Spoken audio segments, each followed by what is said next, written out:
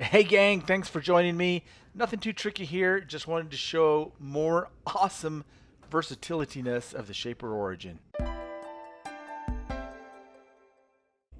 Alright, so that first clip might have been a little bit misleading. I didn't make those with the Shaper Origin, those are actually engraved. They have my name, my website, and my logo, and I wanted to add a date. So the Shaper Origin seemed like a good tool for the job. Check it out. So yeah, the date of completion for this small box that I made was February 22nd of this year. And initially I tried using dashes between the numbers and then I tried using backslashes. But they didn't fit. It spread the date out too far and they just wouldn't fit on the logo. So I decided to leave them out and try something else. And if you're on the fence about this machine, all I can say it's an incredible, versatile, fun, and amazing machine. And with this little engraving bit in my drill, I added the two dots between the numbers. Once the box was completed, I added two seal coats of lacquer and one top coat. There's the logo or emblem with the date. Fantastic project. This worked excellent for me. This is another small task for the Shaper Origin, and it worked really well. Let me show you what I have going here. So this piece was super simple to make. All I did was move the offset 9/16 of an inch in, 0.56, yeah, 0.5625, and created that. And this outer ring, this piece I don't need. This outer ring will slip into the piece I just made, and I'll show you what I'm doing. All right, so here is a style of the door that I'm making. You can see I've cut a couple of grooves just to test fit the panel. And I want to put a handle in it or a pull. So I cut this one first, but I didn't like it. I wanted a little bit narrower and taller. So I made a new template. That was this dude, right? So that'll go on there. And I can route this recess for a handle. However, as I was making this, I thought it'd look cool if this inside corner was round. So I'll use a bit like this to achieve that. And then of course this perimeter outside is also round. So I thought what I would do is make this little piece and check that out. Just a perfect, beautiful fit, right? Shaper Origin.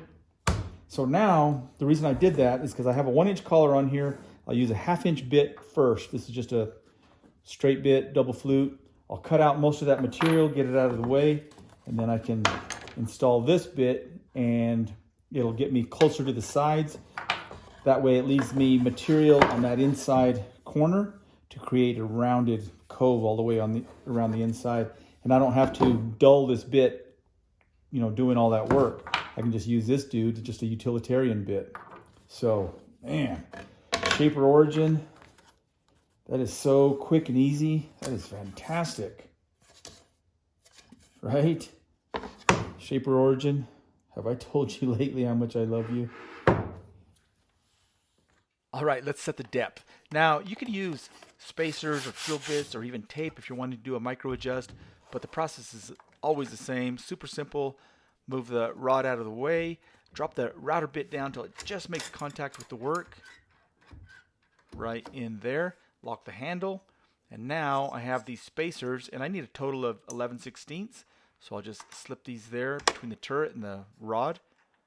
Lock that in place, and boom. I will literally be routing down 11/16 of an inch deep.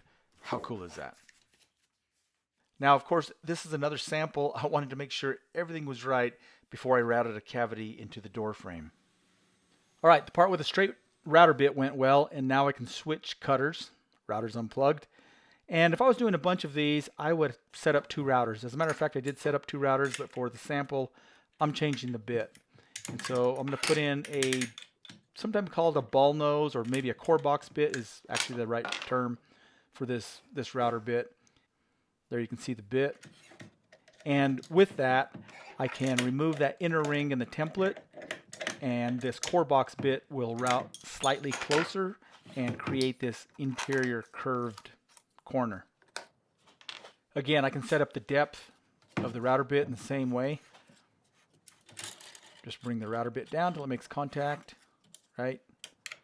Set my spacers, lock it in place, and boom. You know, I gotta admit, sometimes I just like messing around, especially with a Shaper Origin.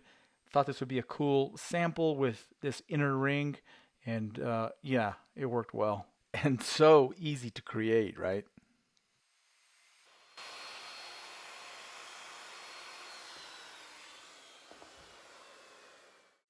Here I realized that I didn't have the router bit quite low enough, and so it was maxed out.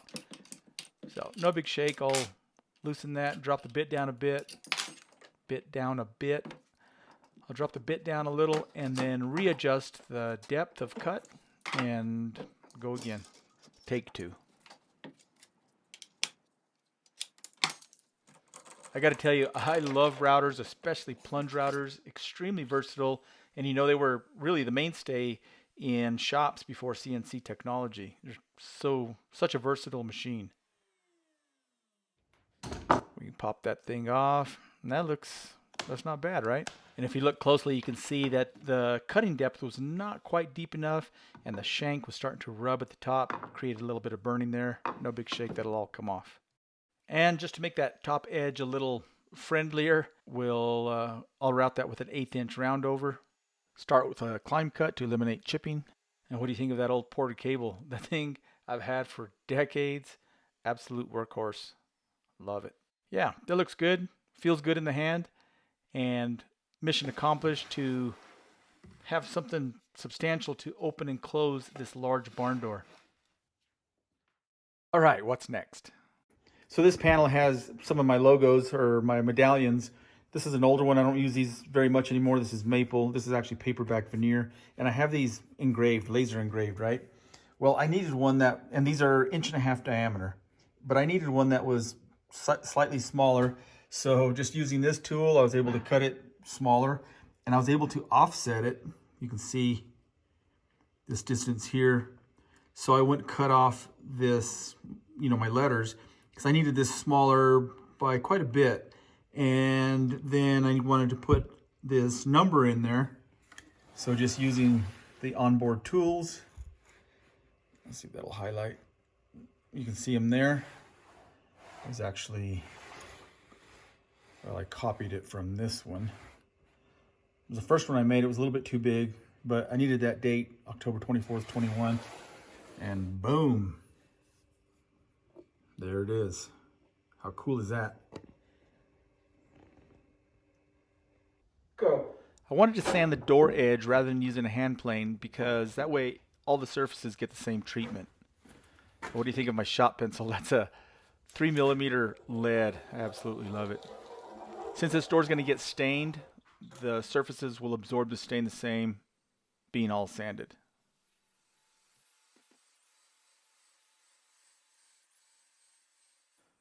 And I don't even know why I check this anymore. I know it's going to be square, but I get a lot of people saying that can't possibly be square after using a belt sander. But I'm using a really fine belt. It's probably a 180, so you're not removing a lot of material. So I want to add my logo and website and number, date of the piece, right? And these door edges.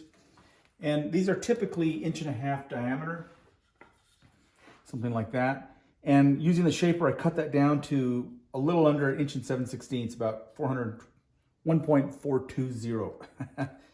Because this is a little over, well, it's about 1 9/16 inches, and this 1.5 inches was just, the edges were too close to the medallion. So cut it down.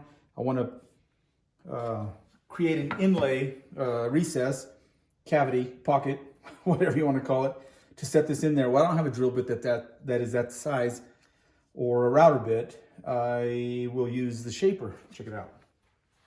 So I've already checked that these spacers with some 1/8 inch, boom and boom,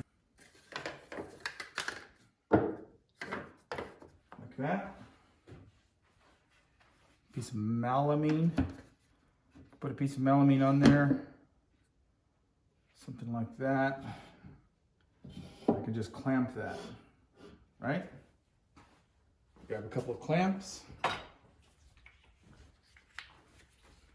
Magnets, boom, boom. Clamp this in place. That should give us a nice level surface with the door edge.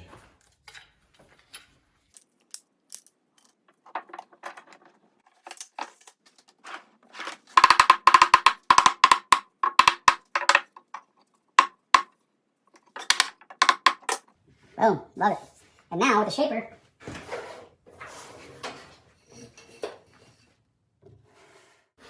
I know I want to be in here, so I can just put a mark, and then I can reference off this edge in relation to that mark, set my depth for, well, lost the logo. What did I do with it?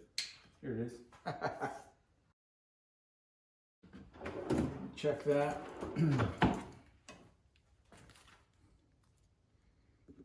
It's about 19,000, so right on board with the shaper. I can set that depth and cut it perfectly. Yeah, man. What I love about the Shaper Origin is with the onboard tools, I can reference right off that door edge. Here I'm making a pocket cut, and I know the medallion's 1.42, so I can cut that in half, and I can reference right dead center. And then I go a few thousandths over and sneak up right to the line. So easy and accurate.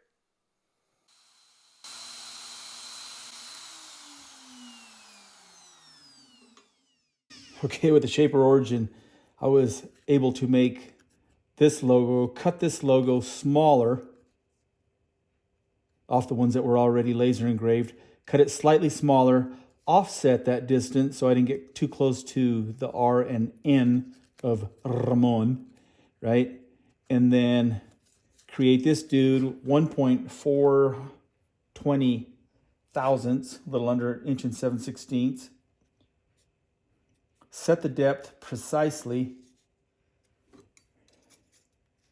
And now I'll be able to add glue and tuck that thing in. Such a cool tool and just a pleasure to use. Love it. So by now you may have seen this door already. I wanted to show you the handle. I didn't really get a good shot of the handle once it was installed. There's the marquetry motif done with the Shaper Origin, and a little shot of the handle right there. There's actually one on each side. And then I was also able to use the Shaper Origin to create my logo down in the bottom right corner right there. Fantastic, yeah? Anyway, that's it for this video. I sincerely appreciate the support. Thank you tons.